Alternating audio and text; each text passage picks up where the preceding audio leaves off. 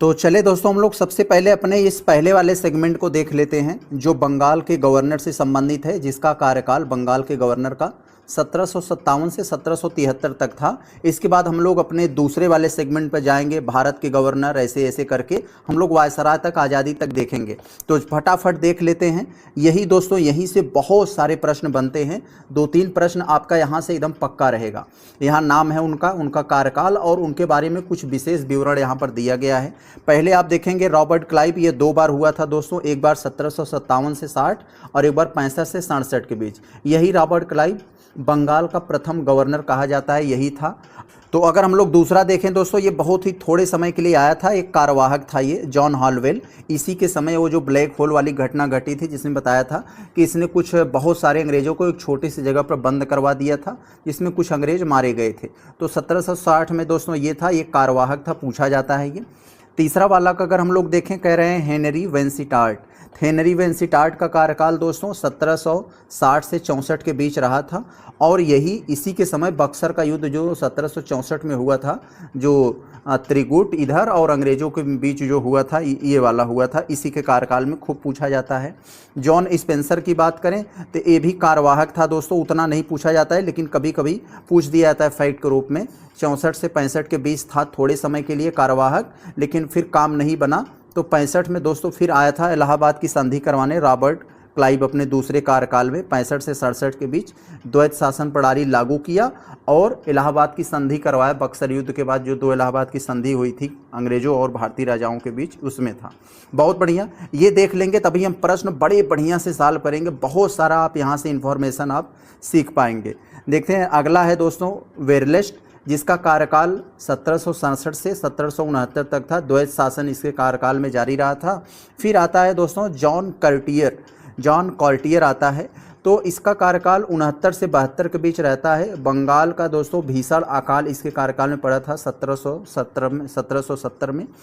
यहाँ पर अगर अगला और में देखें, जो बंगाल का अंतिम गवर्नर था ये वारेन हेस्टिंग।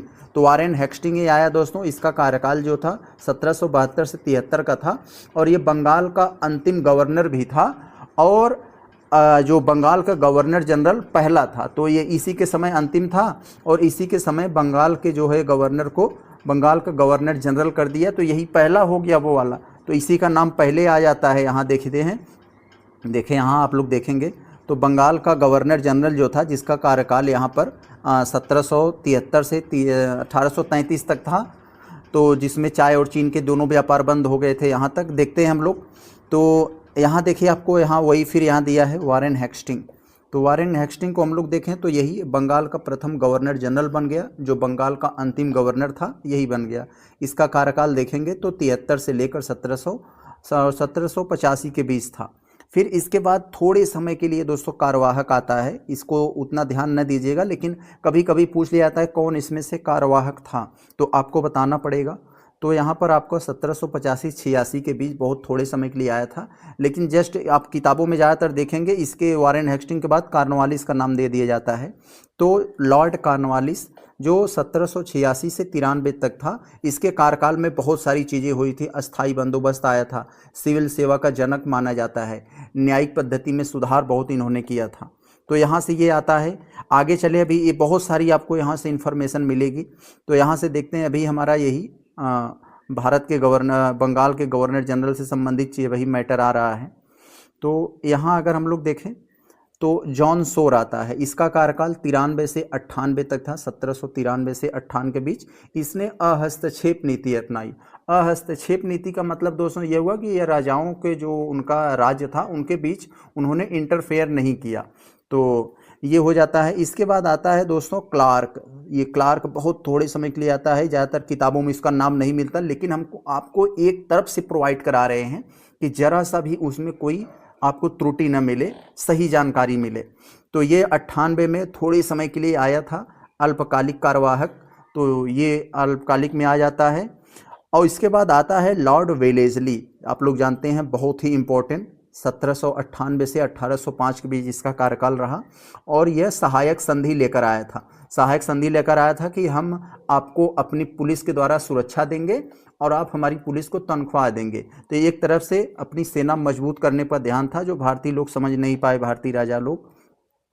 यहाँ पर देखें लॉर्ड कॉर्नवालिस, ये दूसरे कार्यकाल में भी इसका आया था थोड़े समय के लिए, 1805 में गाजीपुर में इसके बेचारे का निधन हो गई और वहीं पर इसका जो है ये कब्र बनाई गई है। ये पूछा जाता है, कई बार पूछा गया है। यहाँ अगर हम लोग देखें जस्ट इसके बाद आता है दोस्तों सर जॉर्ज बार्लो, 1805 से 7 के बीच ये रहता है। वेल्लोर सिपाही विद्रोह होता है इसी के बीच, वेल्लोर सिपाही विद्रोह 1806 में होता है, इसी जॉर्ज बार्लो के कार्यकाल में। अगला यहाँ पर देखें तो लॉर्ड मिंटो प्रथम ये आता है, 1807 से 13 के बीच आता है। इसी के बीच दोस्तों अमृतसर की संधि जो 1809 में हुई थी रणजीत सिंह और अंग्रेजों के बीच, तो इसी लॉर्ड मिंटो के ही कार्यकाल में हुआ था। तो यहाँ पर मेन आप क्या फोकस करिएगा, आप यहाँ पर आपको नाम पता होना चाहिए, कौन सा वायसराय का कार्यकाल कब से कब तक था और उसने कुछ उससे संबंधित कुछ जो विशेषताएं हैं वो, इतना अगर ध्यान रखे रहेंगे कोई भी प्रश्न आपको आएगा तो आप मिस नहीं करेंगे। आगे अगर हम लोग थोड़ा सा और देखें तो यहाँ देखिए अभी सारा सेगमेंट आपका पूरा हो जाएगा तो हम लोग प्रैक्टिस टेस्ट सॉल्व करेंगे। लॉर्ड हेस्टिंग आता है दोस्तों इसके बाद, जिसका कार्यकाल एक लंबा रहा था 10 साल तक, 1813 से 1823। आंग्ल नेपाल युद्ध हुआ था, आंग्ल नेपाल युद्ध, और उसमें भी जो सुगौली की संधि हुई थी, इसमें 1816 में सुगौली की संधि हुई थी, यहाँ से पूछा जाता है। और जॉन एडम्स 1823 में आया था, बड़े छोटे समय के लिए कार्यवाहक था ये। उसके बाद आता है ये लॉर्ड एमहर्स्ट। लॉर्ड एमहर्स्ट दोस्तों 1823 से 1828 के बीच आता है, जिसके कार्यकाल में प्रथम आंग्ल बर्मा युद्ध हुआ, बैरकपुर का विद्रोह हुआ 1824 में। तो एमहर्स्ट के बाद ज़्यादातर दोस्तों इसका विलियम बेंटिक का नाम आ जाता है, बीच में ये थोड़े समय के लिए आया था तो ये इंपॉर्टेंट नहीं है, आप इसे छोड़ सकते हैं। यहाँ से देखिए ये बहुत ज़्यादा इंपॉर्टेंट है, विलियम बेंटिक आप लोग जानते हैं 1828 से 1833 तक इनका कार्यकाल जो था वो गवर्नर जनरल के रूप में था, और अंतिम गवर्नर जनरल यही थे। सगी प्रथा, ठगी प्रथा, सती प्रथा, इन्होंने इसका उन्मूलन किया था 1829 में। सती प्रथा आप लोग जानते होंगे कि अगर उसका नई से नई महिला है, जवान से जवान, अगर उसका बूढ़ा से बूढ़ा पति मर जाए तो उसके साथ वो जो जलना पड़ता था, तो ये था उसमें। अब देखिए इन्हीं को, विलियम बेंटिक साहब को ही अंतिम गवर्नर जनरल बना दिया गया 1833 वाले एक्ट के तहत। यहाँ से देख रहे हैं तो यहाँ देखिए विलियम बेंटिक क्या हो गए, 1833 से 35 के बीच भारत का प्रथम गवर्नर जनरल हो गए। अब तक दो, बंगाल का जो अंतिम गवर्नर जनरल था उसी को जब भारत का गवर्नर जनरल बनाया गया तो वही पहला बन गया। तो इस बात को यहाँ पर ये सीरीज को याद रखेंगे। सर चार्ल्स मेटकॉफ दोस्तों 35 से 36 के बीच आए, भारतीय प्रेस का मुक्तिदाता। तो भारतीय जो प्रेस थी उसको दोस्तों इन्होंने बहुत सारा उसमें सहूलियत दिया, मुक्तिदाता इसलिए कहा जाता है, बहुत सारे उस पर जो प्रतिबंधित लगे थे उसको हटाया था। तो ऐसे ही याद कर सकते हैं, जो पूछा जाता है बहुत, मुक्ति किसने दिया यानी माफ़ किसने किया, मेटकॉफ ने दिया, मेटकॉफ, माफ, ऐसे करके आप जोड़ लेंगे। तो यहाँ पर लॉर्ड ऑकलैंड यहाँ पर दिया गया है, 1836 से 1842 के बीच इन्हीं के कार्यकाल में प्रथम आंग्ल अफगान युद्ध हुआ, जीटी रोड का जो जीर्णोद्धार हुआ, यहाँ से पूछा जाता है।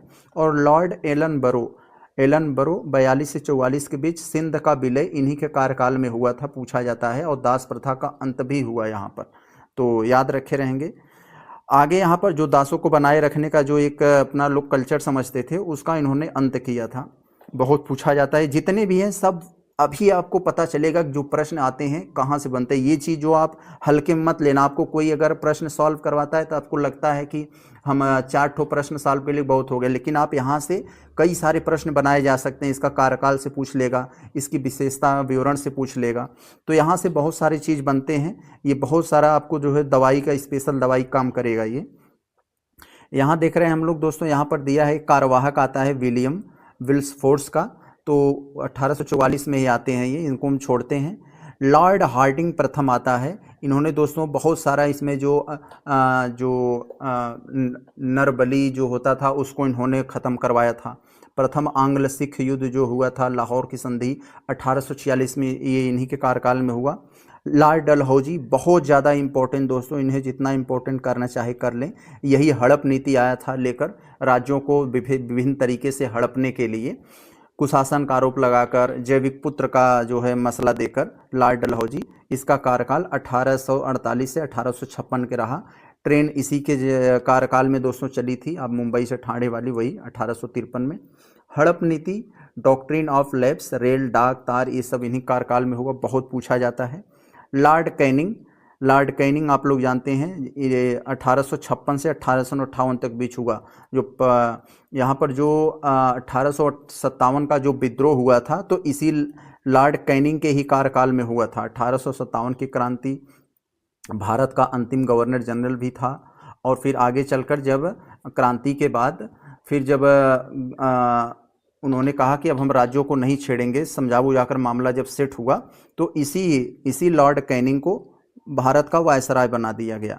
तो यहाँ पर देखेंगे आप, तो इंडिया कंपनी आई, फिर उन्होंने बोला कि सब कुछ मामला जब ठंडा हुआ क्रांति के बाद तो इन्हीं को बनाया गया। तो यहाँ देखते हैं वायसराय एवं उसके गवर्नर जनरल 1858 से 1947 के बीच। यहाँ से बहुत सारे प्रश्न बने हैं, ध्यान से देखिएगा। यही लॉर्ड कैनिंग जो भारत का अंतिम गवर्नर जनरल था, इसी को भारत का वायसराय बनाया गया 1858 से 62 के बीच। तो भारत का ये प्रथम वायसराय हो गया, पूछा जाता है। अभी लास्ट में हम इसका क्लियर कर देंगे, कौन प्रथम कौन अंतिम, कौन अंतिम कौन प्रथम, ये क्लियर हो जाएगा। अंत में हमने उसका एक जुगाड़ रखा है। लॉर्ड एल्गिन प्रथम की अगर हम लोग बात करें, लॉर्ड एल्गिन प्रथम 1862 से 1863 तक थे। वहाबी आंदोलन का इन्होंने दमन किया, धर्मशाला में इनका निधन हुआ था। रॉबर्ट नेपियर, विलियम डेनिसन, तो ये भी कार्यवाहक थे। इनको कार्यवाहक पर आप उतना ज़्यादा फोकस नहीं करेंगे, यहाँ नहीं पूछा जाता है, मैं पहले बता दूं। अब तक इक्का दुक्का को छोड़कर कार्यवाहक पर सवाल नहीं बने हैं, लेकिन भाई कार्यवाहक था, नाम मात्र का था, तो उसने कोई काम ही नहीं किया, तो क्यों उस पर सवाल बनेगा। तो यहाँ देखिए, सन जॉन लॉरेंस 1864 से 1869 अकर्मण्यता की नीति अपनाई इन्होंने। पूछा जाता है अकर्मण्यता की नीति किसने अपनाई, तो जॉन लॉरेंस ने अपनाई थी। आगे अगर हम लोग चले देखें यहाँ, तो यहाँ पर देखिए एक से एक से फैक्ट आपके सामने आने वाले हैं। लॉर्ड मेयो दोस्तों आप लोग जानते हैं, प्रथम जनगणना इसी के कार्यकाल में हुई और इसी की हत्या हुई थी। इसी को पूछा जाता है कि उसके ही कार्यकाल में उसकी हत्या कर दी गई थी। तो यही लॉर्ड मेयो की मोय हो गए। प्रथम जनगणना यही करवाए थे 1872 में, फिर हालांकि 1881 से वो कंटिन्यू हुई। जॉन स्ट्रेची नेपियर, ये भी दोस्तों कार्यवाहक थे, इनको छोड़ देते हैं हम लोग। इसके बाद आते हैं नॉर्थब्रुक 1872 से 76 के कार्यकाल में इनका था। कूका आंदोलन जिससे पंजाब में जो हुआ था, स्वेज नहर का प्रभाव इन्हीं के कार्यकाल में हुआ। फिर आता है दोस्तों लिटन को आप लोग जानते हैं, इनको कैसे भूल सकते हैं। वर्नाकुलर प्रेस एक्ट लेकर आते हैं कि अब भारतीय प्रेस जो है अपने लोकल लैंग्वेज में नहीं, बस अंग्रेजी में केवल छापेंगे, क्योंकि अगर अंग्रेजी में छापेंगे ज़्यादा भारतीय पढ़ नहीं पाएंगे हम लोगों के बारे में, तो विद्रोह नहीं करेंगे। तो ये हुआ। फिर दोस्तों उनके बाद जस्ट रिपन आते हैं 80 से 84 के बीच, 1880 से 84 के बीच। इन्होंने उस जो है वर्नाकुलर प्रेस एक्ट को इन्होंने हटा देते हैं और इन्हें स्थानीय स्वशासन का जनक माना जाता है। आज जो लोकल बॉडीज़ जो हमारा जो सिस्टम है, ये वही लेकर आए थे। स्थानीय स्वशासन का जनक इन्हीं को माना जाता है, रिपन को। और रिपन ने रियायत भी दिया, किसने रियायत दिया, वर्नाकुलर प्रेस एक्ट में। तो इसको ध्यान में रखेंगे। यहाँ देखिए कर रहे हैं लॉर्ड डफरिन, इन्हीं के कार्यकाल में दोस्तों 1884 से 88 के बीच इनका कार्यकाल रहा। और भारतीय राष्ट्रीय कांग्रेस का जो है स्थापना इन्हीं के कार्यकाल में हुआ था 1885 में, आप लोग जानते हैं। आगे यहाँ पर दिया है लैंसडाउन 88 से 94 के बीच। तो आप लोग अगर थोड़ा सा यहाँ अगर देखेंगे, यहाँ से अगर थोड़ा सा आप याद करके थोड़ा दिमाग पर जोर डालें, तो 1872 से 76, 72 से 76 यानी 4 वर्ष का कार्यकाल। यहाँ 76 से 80 4 वर्ष का कार्यकाल, 80 से 84 4 वर्ष कार्यकाल, 84 से 88 4 वर्ष कार्यकाल, 88 यहाँ तक, यानी इतने लोगों का कार्यकाल पूरा 4-4 वर्ष था।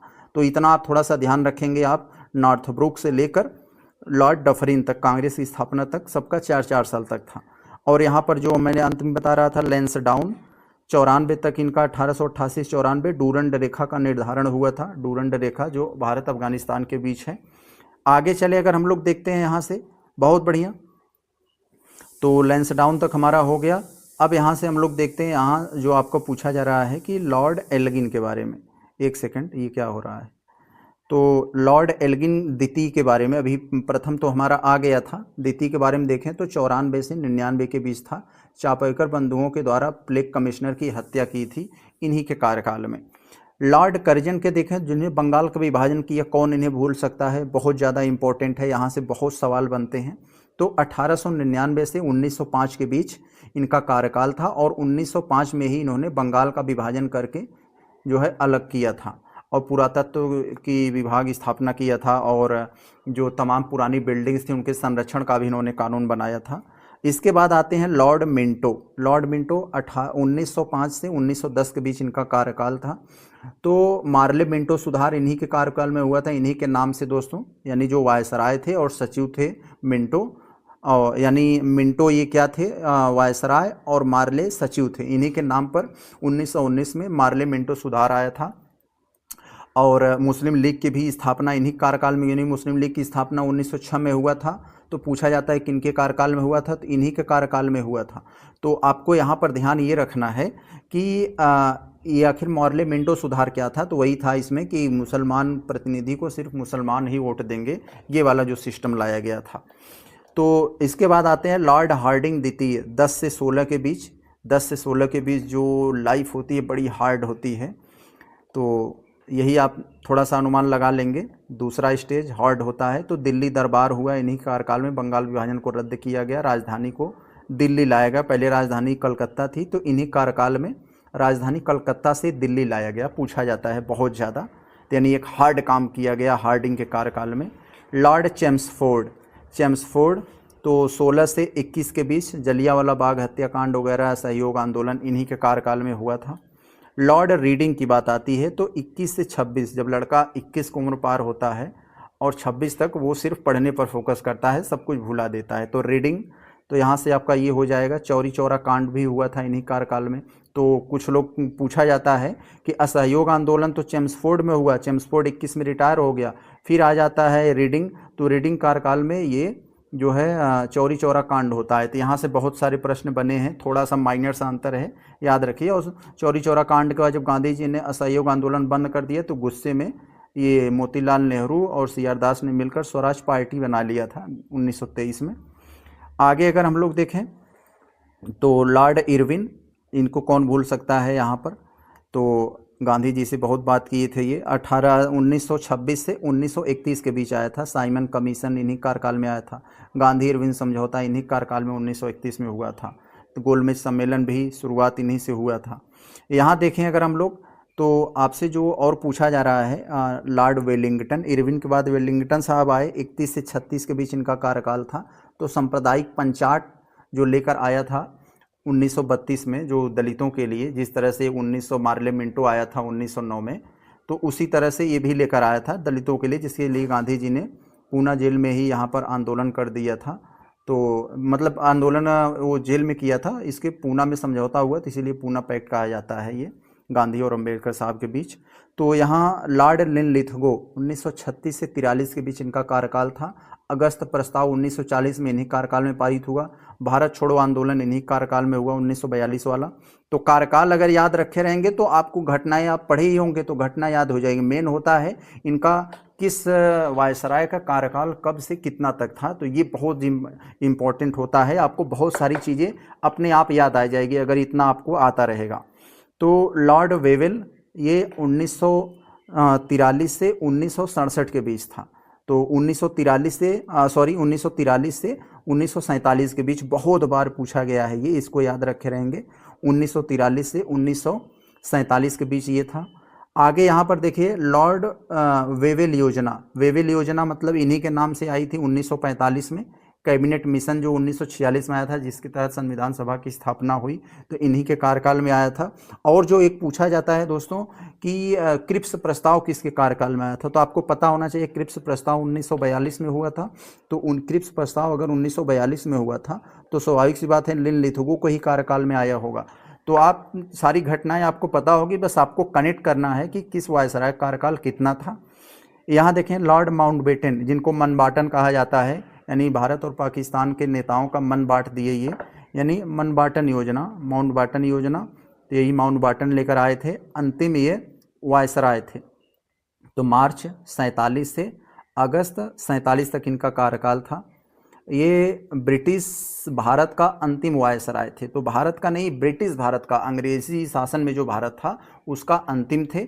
तो फिर इसके बाद जो है जब आज़ादी मिली फिर भी, यानी आज़ाद भारत का पहला अगर पूछा जाए फिर भी यही आएंगे, यानी जो है ब्रिटिश भारत का पहला अंतिम गवर्नर अंतिम वायसराय यही थे, और आज़ाद भारत का भी पहला यही थे, यहाँ से ये हो जाएगा। तो इसके बाद फिर आता है दोस्तों हमारा स्वतंत्रता के बाद, देखिए अभी ये क्लियर हो जाएगा जो मैं आपको बताना चाह रहा था, यही लॉर्ड माउंटबेटन, यानी स्वतंत्र भारत का प्रथम गवर्नर, क्योंकि यही अंतिम थे, जब आज़ाद हो गया तो यही प्रथम हो गए, तो यहाँ से ये इनका कार्यकाल हो जाएगा। अब इसके बाद आते हैं दोस्तों, एक आज़ादी के बाद प्रथम भारतीय जो अपना वायसराय बने थे वो प्रथम एवं अंतिम गवर्नर जनरल वो होते, तो यहाँ से ये हो जाएगा ऑप्शन नंबर आपका यहाँ पर ये सॉरी ऑप्शन कह रहे हैं, यही हो जाएगा आपका यहाँ से ये इनका कार्यकाल ये। तो दोस्तों हम लोगों ने यहाँ पर बहुत ही बढ़िया तरीके से सभी वायसराय का कार्यकाल देख लिया है कि उनका नाम क्या था, उनका कार्यकाल कब से कब तक था, उनसे संबंधित कुछ विशेष घटनाएं क्या थी। इतना दोस्तों बहुत इंपॉर्टेंट है आपके लिए, अगर आप लोग देख लेंगे अच्छे से, एक बार प्लीज़ अगर आप लोग अच्छे से बढ़िया सा पढ़ लेंगे तो आप वायसराय से संबंधित कोई भी प्रश्न आएगा, स्वाभाविक सी बात है मेरे भाई, आप उसे छोड़ नहीं पाएंगे। यह एनसीईआरटी के एकदम प्रमाणिक तरीके से हमने आपको बताया है। तो अगर आप लोग यहाँ से करेंगे तो कोई भी प्रश्न आपसे एक भी प्रश्न नहीं छूटेगा। आप लोग इसको अच्छे से एक बार रिवीजन करिए। इसके बाद जस्ट हम इसके बाद ये प्रैक्टिस टेस्ट लेकर आते हैं, इससे संबंधित जितने भी प्रश्न बने हैं बन सकते हैं, अभी जस्ट हम प्रश्न बना रहे हैं। तो बनाने के बाद शाम तक या अगले दिन दोस्तों हम इससे संबंधित जितने भी प्रैक्टिस टेस्ट प्रश्न आए हैं, बने हैं, बन सकते हैं, वो हम करवा देंगे। तो आपका पूरा कंप्लीट यहाँ पर हो जाएगा, आपको कहीं भी कुछ से पढ़ने की ज़रूरत नहीं होगी। तो चले हम लोग मिलते हैं नेक्स्ट वीडियो में। नमस्कार।